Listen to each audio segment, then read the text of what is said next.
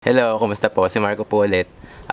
Gusto ko lang pong ipaalam sa inyo na suspended po or postponed indefinitely yung lahat ng SNAP trainings na ginagawa sa Institute of Plant Breeding sa UPLB po.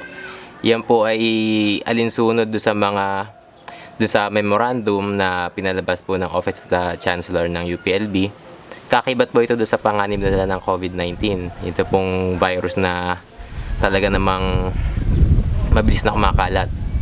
Sa kasamaan palad, yung pong mga gustong matuto ng SNAP Hydroponics at mag-earn ng certificate mula sa IPB UPLB, ito po ay madidelay.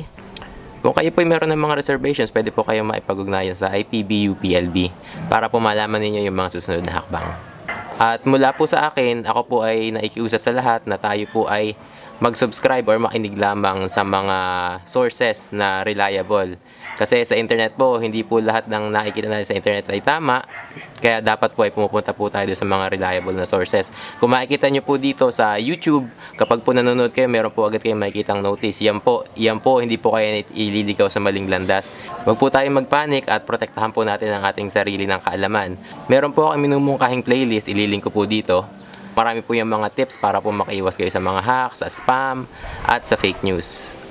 Hanggang dito na lamang po. Maraming salamat po sa panonood. Happy growing!